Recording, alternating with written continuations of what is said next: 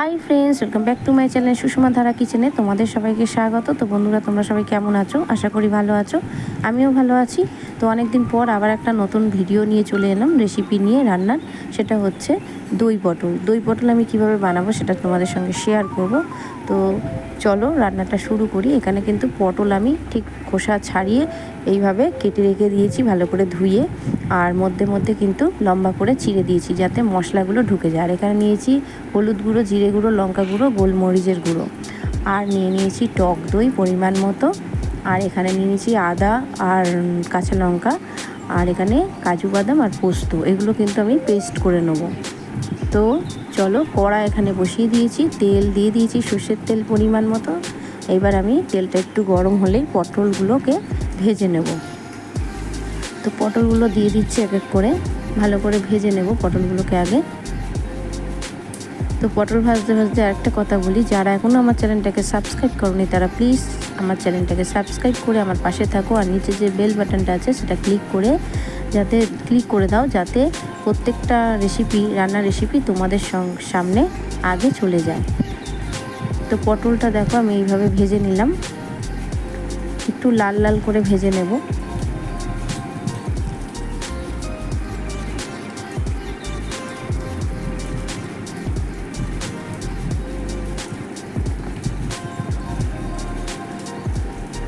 দেখো পটল কিন্তু ভাজা রেডি হয়ে গেছে, বেশ ভালোই ভাজা হয়েছে। এবার আমি এই পটলগুলোকে তুলে নেব। আর পটল ভাজলে যেন তেলটা একটু কালো হয়ে যায়, ওই তেলের মধ্যেই কিন্তু আমি রান্নাটা করব। এখানে আদা বাটা আর কাঁচা লঙ্কা বাটাটা দিয়ে দিলাম, আর ধুয়ে একটু জল দিয়ে দিলাম। এইবার এখানে মশলাগুলো সব দিয়ে দেবো, হলুদ গুঁড়ো, জিরে গুঁড়ো, লঙ্কা গুঁড়ো আর গোলমরিচের গুঁড়ো এখানে দিয়ে দিয়েছি। এবার মশলাটাকে খুব ভালো করে আমি আগে ভেজে নেব। যতক্ষণ না গা থেকে তেল ছেড়ে যাচ্ছে ততক্ষণ আমি মশলাটাকে ভালো করে ভাজবো।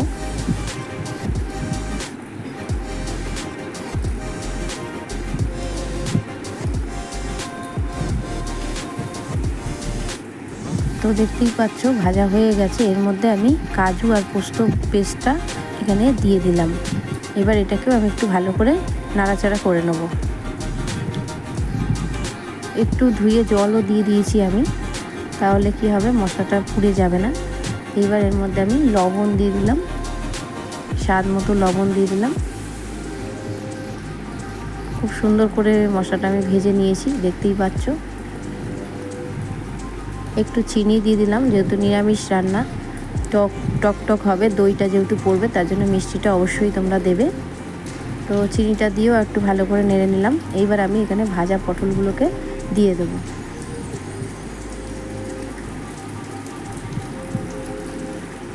পটলটা চেষ্টা করবে যতটা বড় হয় ততটাই ভালো, মানে ভালো লাগে দেখতে, বা বড় বড় পটল হলে দু পিস দিলেই যথেষ্ট পাতে গরম ভাতের সঙ্গে।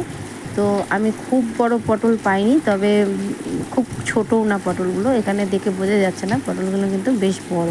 তো মশলাটা ঢোকার জন্য আমি একটু রেখে দেব গ্যাসটা আস্তে করে। আর এখানে টক দইটা আমি কিন্তু ভালো করে পেস্ট করে রেখেছিলাম, টক দইটা এখানে দিয়ে দিলাম।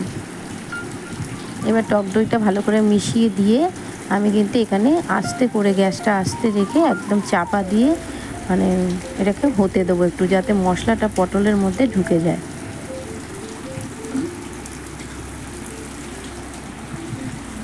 দেখতেই পাচ্ছ ফুটে উঠেছে, আর পটলও নরম হয়ে গেছে। কিন্তু দই পটল কিন্তু আমার রেডি। দেখো খুব সুন্দর একটা কাই হয়েছে, কালারও হয়েছে, আর দারুণ খেতেও হয়েছে। তোমরা চাইলে বাড়িতে ঠিক এইভাবে করতে পারো। নামানোর আগে আমি 1 চামচ গরম মশলা দিয়ে দিলাম। এবার এটাকে ভালো করে নাড়িয়ে একদম সুন্দর করে চাপা দিয়ে রেখে দেবো। দই পটল কিন্তু রেডি। ঠিক এই রকম কাই রাখলে গরম গরম ভাতের সাথে দারুণ লাগবে খেতে।